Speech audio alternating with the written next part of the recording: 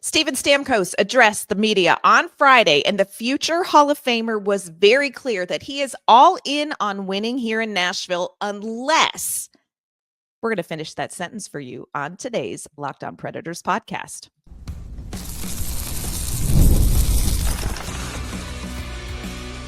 You're Locked On Predators, your daily podcast on the Nashville Predators, part of the Locked On Podcast Network, your team every day.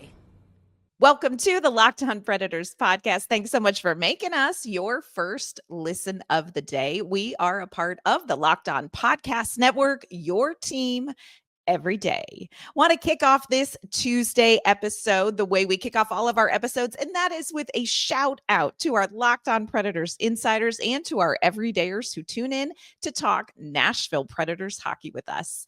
I am Kimmel. I am a writer and co-host with Penalty Box Radio, and my friends, I have a partner in crime.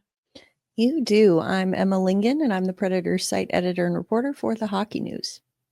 Last Friday, media availability with the Nashville Predators players and head coach Andrew Brunette happened. And on this week's show, we are breaking down what we heard from the players and from Andrew Brunette. Today, we're going to focus on what Steven Stamkos had to say. He was very upfront. This has been the toughest season of his career.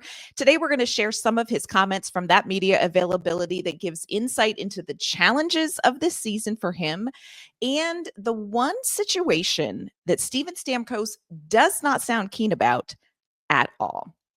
All right, Emma, Steven Stamkos, we were so happy. July 1st, it was like Christmas, and there was Steven Stamkos right there for us. What a tough year. Like, he has to be looking around like, what the hell just happened to me? Aren't we all? I mean, seriously. Yeah. Join our therapy group, Steven. We're going to process through this. Yeah. This was his 17th season in the NHL. It was, of course, his first with Nashville or any other franchise besides the Tampa Bay Lightning. And I think that that is really important to note. His 82-game career average over the course of his career in the NHL, 41 goals, 84 points. This season, his first season with the Nashville Predators, Steven Stamkos played all 82 games, 27 goals, 53 points. This was not a season that saw Steven Stamkos perform at the level at which you would expect. Now, you and I were very upfront when they signed these big signings. Like, it's going to take some time. Steven Stamkos said, oh my gosh, this was really, really tough. Were you surprised how this season went overall for Stamkos, Emma? Yes and no. I think, like you said, we were expecting there to be a bit of a learning curve or, an adjustment period because, again, 17 years, like, I mean, I was a different person 17 years ago. So I'm just, I'm just thinking that, okay, this is going to take an adjustment. Like, I'm thinking maybe even like half a season kind of adjustment. Mm-hmm. Oh no, it took the whole season and we still didn't really get the results. He still looks like he would like a run back. You all bless. Yeah. So I was expecting a bit of a step back from him, from his normal level of production. I think that would have been completely, reasonable to expect from any player in this situation. Like, he's not going to come here and have a career year at his age and at the fact that he, again, is playing with a new franchise for the first time in his career. That needs to count for something. So I'm not surprised that he took a step back. But I am surprised it was this big of a step back. Yeah. So difficult. We joked all season long, like, you have to remember that Steven Stamkos, Jonathan Marchessault, Brady Shea, like, not only are they learning a new system, learning new teammates, learning a new building, learning how to navigate an entirely new franchise, they're still trying to find the catch up at Trader Joe's because their entire families moved here as well. And it was a huge adjustment for Stamkos. And I think he was very upfront about how challenging that was for him over this past season, even harder, I think, than he imagined it was. And coming up, we are going to talk about this past season and his comments on that. But Emma, I wanted to kick off with his comments looking ahead because I thought this was particularly of note. Steven Stamkos was asked his thoughts on what if Barry Trotz sits down this offseason and he says, you know what? We need to embrace kind of more of a rebuild. We need to reevaluate where we are and embrace more of a rebuild. And I just wanted to share this clip of Steven Stamkos' reaction and answer to what if the Predators decide to rebuild. This is what Stamkos had to say. Yeah, I mean, that's hypothetical. I mean, that's a tough question to answer, I think. Listen, Barry said it when he signed us. Like, we're not bringing guys here to just play and retire and have fun. Like, we're here, ultimately at the end of the day, we picked to come here. We talked about checking boxes, but the most important thing is winning. And as long as we're committed to winning, then I think everyone's going to be on the same page. I mean, I hope we're not having that conversation, because that means that we didn't do our job as players to put management in a position to feel comfortable continuing to add to this roster. And, let's just say we hope that day doesn't come. When he made those comments, my takeaway was Steven Stamkos not interested in being anybody's daddy during a rebuild. And I don't blame him, Emma. I don't think Steven Stamkos would stick around for that. And I don't blame him. No, I think the only place that maybe he might be okay with playing that role is Tampa. And Right. they're not rebuilding anytime soon. So I just think that, like you said, I don't blame him. Those guys weren't brought simply to buy time for these younger players to develop. I mean, of course, that's a part of it. Like, everyone's aware. No one is, we're not kidding ourselves. We know how old these guys are. We know that they're not going to be, they alone are not going to make this team competitive for a long time, but they are going to, in theory, not in practice, but they are going to bust open that competitive window earlier so that these young players can come up and develop in the system knowing what it's like to play winning hockey. That did not happen this year. And so I think what Stamkos is saying is, and I think this is important, is that they are all on the same page as far as wanting to win. Yes. Nobody wants the rebuild. Nobody wants that. And so, like he said, if Barry Trotz, and again, Stamkos even said it, he's like, this is a completely hypothetical. So it's like, this is not what Barry Trotz is thinking right now. Mm-hmm. And nor should he be, quite honestly. But I think that he's like, well, if that's what it comes to, then it means that we utterly failed at doing our job, which, again, after the first season, yes, part of that is, the guys who were supposed to come in and make this roster better didn't do that. I don't think they actively made this team worse. I mean, the team was worse, but it wasn't because of those guys.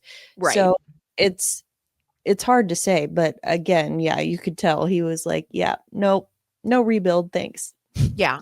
and that's how you lose guys too. It's like when they sign on here, and again, Barry Trotz is very big about, like he wants to do right by his players.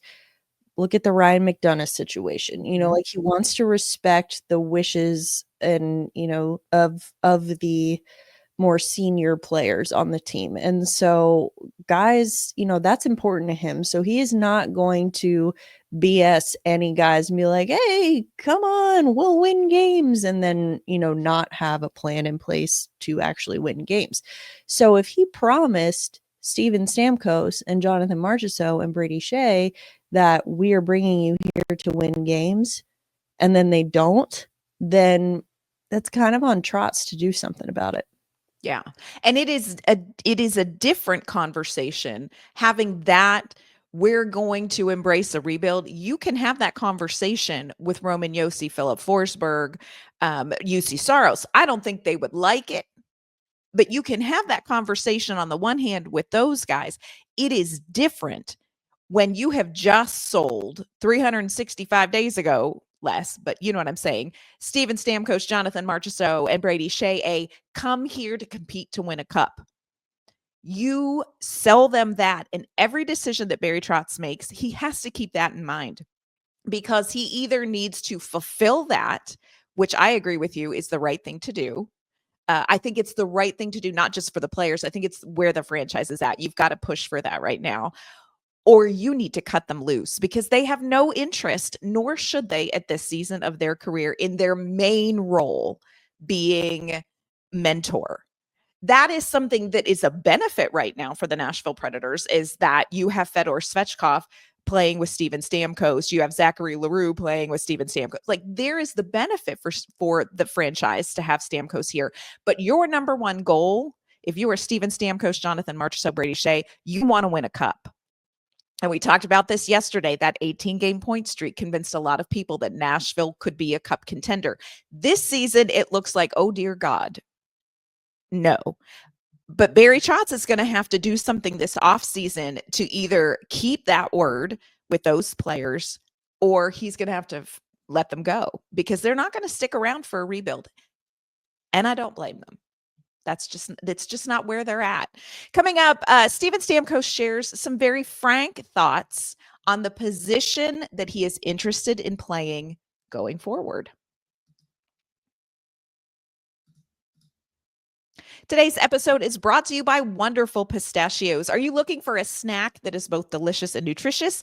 Crack into a good source of protein with Wonderful Pistachios. Wonderful Pistachios is one of the highest protein nuts. Each 1 ounce serving has 6 grams of protein, giving you over 10% of your daily value. Plus, they are packed with fiber and better for you unsaturated fats to help keep you feeling fuller longer. I personally am a no-shell variety kind of gal. It is the perfect grab-and-go snack for busy days, whether I am sitting here at my desk working, or on my way down to Bridgestone Arena, or I just hit that point in the day where I know I need some protein. It's a great and easy go-to. But if you love cracking open every shell for that satisfying crunch, they have an in-shell option that is a classic favorite. So get snacking and get cracking with the snack that packs a protein punch. Visit wonderfulpistachios.com to learn more. One of the big questions when they signed Steven Stamkos and looking at the Nashville Predators roster is, where is he going to play? And friends, do you remember 800 years ago, at least 84 years ago, when we thought, you know where he's going to play? On the second line with Jonathan Marchessault and Tommy Novak. My. Novak? Jordan Oster? I don't recall. 82? Like, what are we doing here?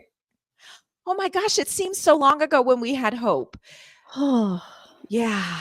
Take a minute, everybody. Yeah, we saw Steven Stamkos coming in, and really the plan was he was going to play wing. That's the position he has played most recently. Seemed to be kind of where he was thriving in Tampa. Interesting how important who that center is, though. And when things kind of fell apart, Steven Stamkos was asked to and was happy to jump in and play center for the Predators for quite a while. So we talked to Steven Stamkos about, hey, center or wing? What was the experience like kind of going back and forth? What was different about that for you? And what are you looking forward to next season when it comes to position that you are most interested in playing? This is what Stamkos had to say looking ahead. I didn't mind it at all. I thought for me anyways, in terms of, being around the puck and having the puck and generating some speed, I mean, that helps my game for sure. It's the old question of, are you okay playing the wing with, certain guy at center? Yeah, if there's a guy that is, playing really well and facilitating the puck, and that obviously was a question mark for a group this year as well. And was an adjustment for sure with the system. It's a different system than I had ever played in the D zone with regards to being center. So that took a little bit of time too, but I enjoyed it. If I have to continue to play it, I'll do so. If I have to continue to play it, I'll do so. First of all, love that from Steven Stamkos, who's like, hey, you know what? Used to playing wing. I'll jump in and play center if I need to. But then it just sort of brings you back to the giant, obvious elephant in the room. Where's the center to play with Steven Stamkos? Where is the center? You've got to have a guy that gets Steven Stamkos the puck. And if you don't have the guy that's going to get Steven Stamkos the puck, then Steven Stamkos becomes the guy that gets Steven Stamkos the puck. So center wing, what did you see from him in both those positions, Emma? How is this going to pan out going forward? Do you think there is anything that Barry Trotz can do in the offseason to get a Steven Stamkos center? That caliber of center for a player like Steven Stamkos on the wing? It's going to be tough, and it is going to involve probably 2 of his 3 first-round picks, at least. Yeah. Like that's the price of doing business right now. And I think that anyone who's expecting in the draft, if the Predators pick in the top 3, if you're expecting James Higgins or Michael Misa to be that center for Steven Stamkos next year, you got another thought coming, because that is not how it works. And so again, Connor Bedard, maybe. Yeah. But like, that's, that's not the draft class that we have this year.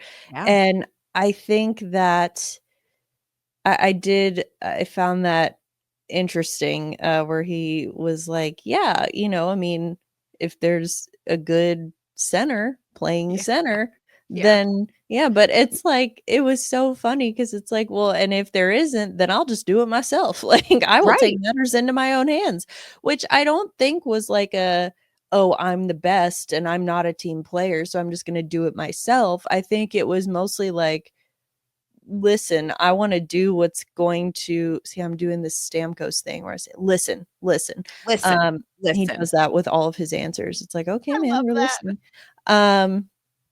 But he realizes, like he wants to be where he can contribute the most to the team. And if he's on the wing with someone who cannot get him the puck, then he's not going to be able to help the team that much. And so again, I do think that he is more comfortable on the wing, but again, like you said at the beginning, really matters who that center is that he's playing with.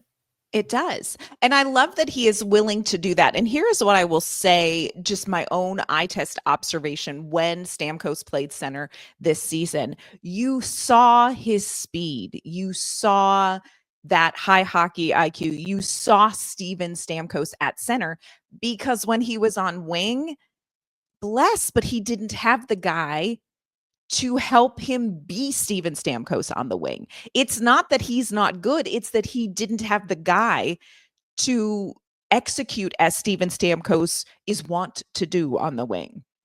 You don't have that. He didn't have the same guy ever. It was the constant line blender. So it's like, who knows? But yeah, I mean, not to say that, oh, if Andrew Brunette had just kept Tommy Novak in one place, then he would have been an elite center. I'm not saying that, but I just think that he did sort of draw more attention to what we already knew, which is that this team does not have center depth. They've got 2 great bottom 6 centers. They've got Colton Sissons and Michael McCarron. Fantastic bottom 6. They have nobody. I mean, they have Ryan O'Reilly. Ryan O'Reilly is a 2C, and he's had to play 1C. Fedor Svechkov might get there, but he is brand new in this league. It's unfair to expect him to be, immediately top 6 caliber center as soon as he gets to the league. And even Barry Trotz said that he, Svechkov ended up here a lot sooner than they thought he would. And so that's going to take some adjustment. And so I do think they realize that I do think it's good that they have decided to move on from Tommy Novak, because that allows them to focus their development efforts, I guess, on Svechkov as the homegrown center that we want to develop. But I still think you need something more. Yeah. And I agree with you. The price is going to be high, and Barry Trotz has to decide, okay, am I willing to do that? And can I get, for even a high price, a young-ish center who is going to be a top 6 guy, who is going to help this team now and in the future? And there is a very finite number of centers available that can fit that bill, and they're going to come at such a high price tag, and he has to decide, do I want to try to do that, or is Stamkos going to be the center again next season? The upside of Stamkos center next season, I loved that Zach LaRue had a chance to play in the top 6 with Steven Stamkos as his center. Here's the thing, don't ask, this is not okay to ask Steven Stamkos to be the top, to be a top 6 center just to develop a young winger. It has to be a situation where Stamkos is successful at center, and as a byproduct of that, a young winger like Zach LaRue is successful too. Again, Steven Stamkos is here to win. The help he will give developing young players, that is the bonus. You've got to set him up to be on a winning, contending team. That is Barry Trotz's challenge. Otherwise, you're going to have some real hard conversations, and they're going to start with Steven Stamkos saying, listen. So cute. Love that. Whether as center or wing, Steven Stamkos did have to learn a whole new system under Andrew Brunette. Coming up, Steven Stamkos talks about the system and how Andrew Brunette has asked his team to play. Very interesting comments coming up from Stammer. Today's episode is brought to you by our great friends at FanDuel. The NBA playoffs are here, friends, and FanDuel is giving new customers an incredible way to get in on all the action. Right now, when you join FanDuel and place that first $5 bet, you are going to get $250 in bonus bets if your $5 bet wins. FanDuel makes betting so easy, whether it is picking your favorite team or diving into player props. From three-pointers to steals to assists, FanDuel has so many ways to bet your favorite player props. Plus, after the game tips off, you can even combine live prop bets into a same-game parlay for a chance to win big. So don't miss out. Head to FanDuel.com and claim your $250 in bonus bets today.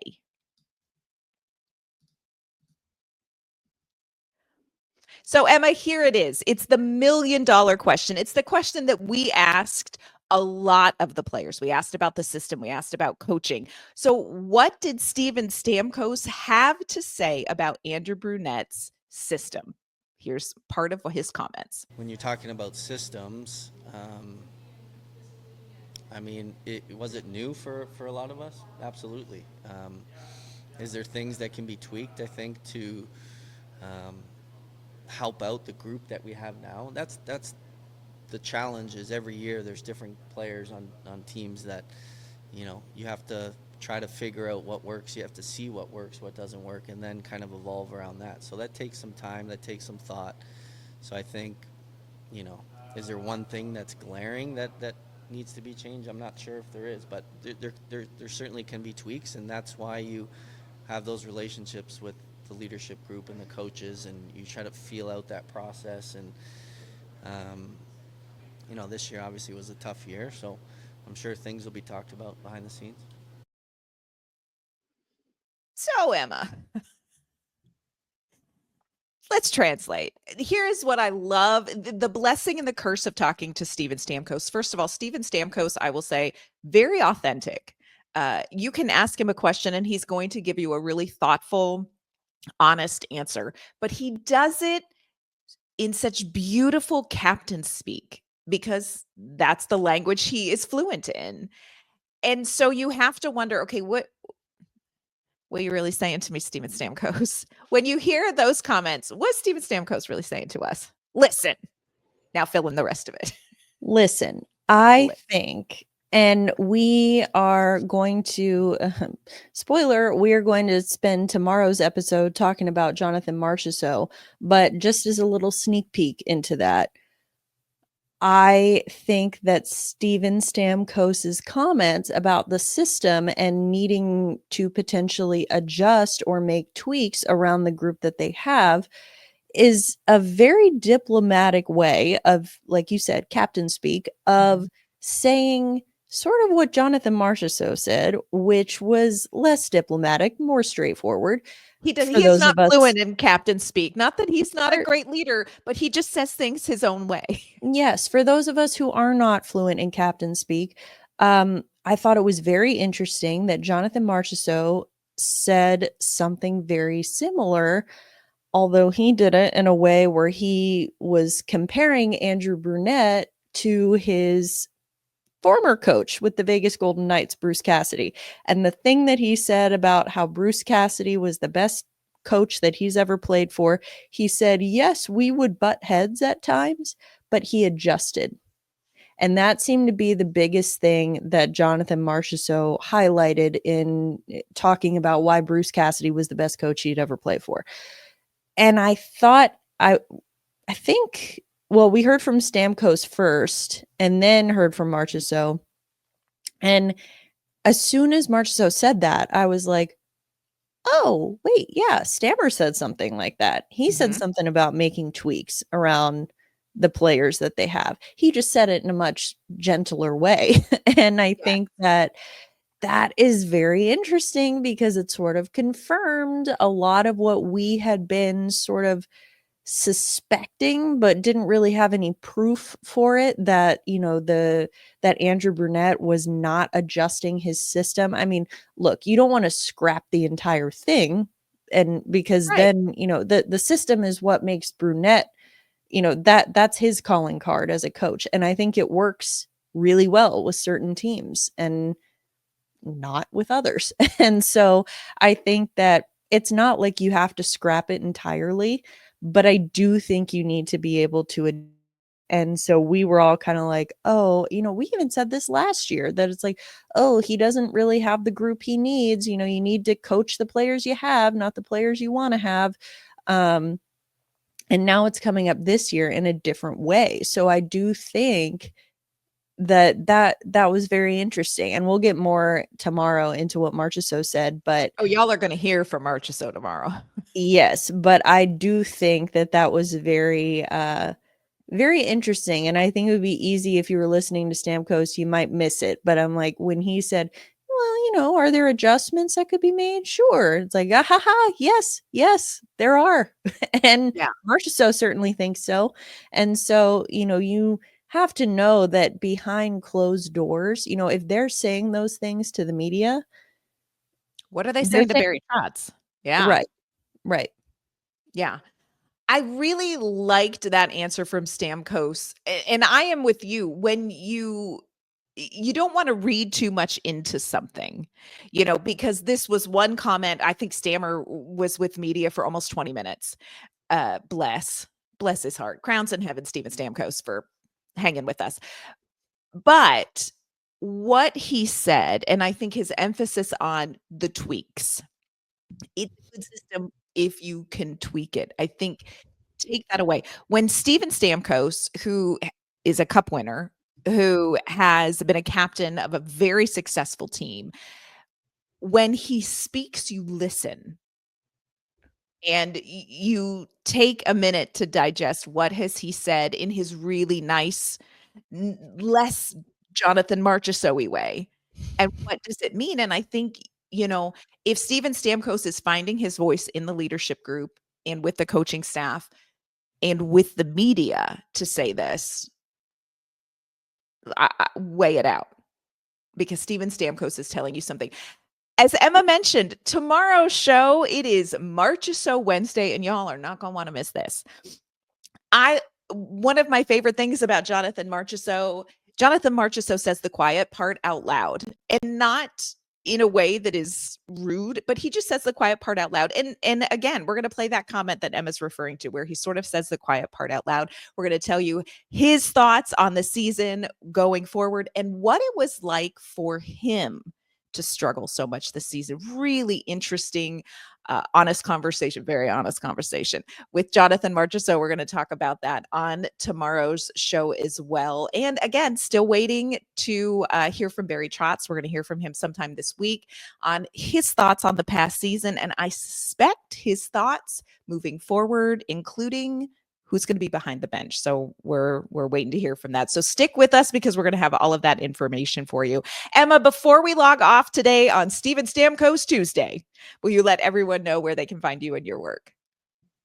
Yes, you can find me on social media at Emma_Lingan. You can find my work at the Hockey News. And I will add that perhaps the reason that we are not withholding information from you all, we still don't have a time or a day for this Barry Trotz media availability, which leads me to think that perhaps there might be a decision coming. Maybe not the decision people want, but a decision. So just hang in with us. We will tell you as soon as we know anything. Absolutely. You can find me on social media, @K_Mama on Ice. You can find my work with Penalty Box Radio as well. Of course, you can follow our show on social media, LO_Predators. You can find us on your favorite podcasting platform. And of course, we are over there on YouTube. So join us there. Let us know what you think of Steven Stamkos' comments for media availability. Friends, that is going to do it for today's episode of the Locked On Predators podcast. Thanks again so much for making us your first listen of the day. We will be back tomorrow sharing what Jonathan Marchessault had to say. You're going to want to be there. We'll see you then.